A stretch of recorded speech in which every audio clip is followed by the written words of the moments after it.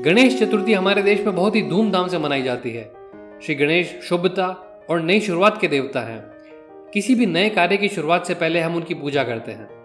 माना जाता है कि उनका आशीर्वाद सभी बाधाओं से हमें मुक्त करता है और विजयी होने का मार्गदर्शन देता है। पूरे देश में और खासकर महाराष्ट्र और गोवा जैसे राज्यों में इसे बड़े त्योहार के रूप में मनाया जाता है। गणेश चतुर्थी से शुरू होकर चतुर्दशी तक चलने वाला ये 10 दिवसीय महोत्सव है।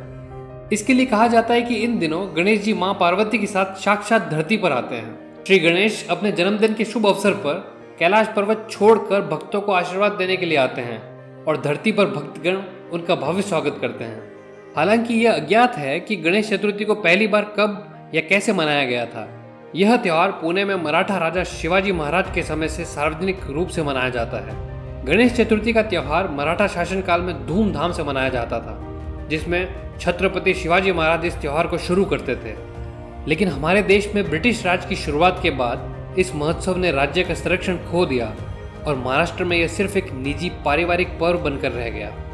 भारतीय स्वतंत्रता सेनानी लोकमान्य बाल गंगाधर तिलक ने अपने तरीके से गणेश चतुर्थी उत्सव की फिर से देश में शुरुआत करी। इतिहासकार इस बात के गवाह हैं कि ब्रिटिश साम्राज्य ने सन 1870 के बाद देशद्रोही सभाओं के डर से कुछ ऑर्डिनेंसेस पारित किए थे, जिसके चलते ब्रिटिश ने भारत में 20 से अधिक लोगों के सामाजिक और राजनीतिक सभा पर प्रतिबंध लगा दिया था। लेकिन भारतीय मुस्लिम समुदाय के दबाव में आकर ब्रिटिश ने हर शुक्रवार को मस्जिद के नमाज के लिए धार्मिक सभा को छूट दे रखी थी। तिलक का मानना था कि इससे हिंदुओं का नुकसान हुआ है, क्योंकि सार्वजनिक सभा पर अंग्रेजों द्वारा रोक लगा दी गई थी और मुसलमानों की तरह हिंदू धर्म में रोज प्रार्थना या साप्ताहिक प्रार्थनाओं को कभी अनिवार्य नहीं माना गया था।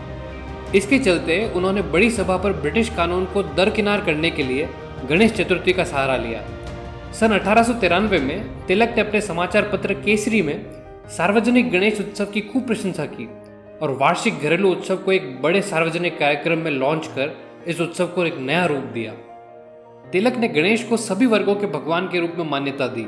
उन्होंने गणेश को ऐसे देवता के रूप में चुना जिन्हें ब्राह्मण और गैर ब्राह्मण बराबर मानते थे, जिसके चलते इनके बीच मतभेद नहीं रहे और अंग्रेजों का विरोध करने के लिए उनके बीच एकता का निर्माण हुआ।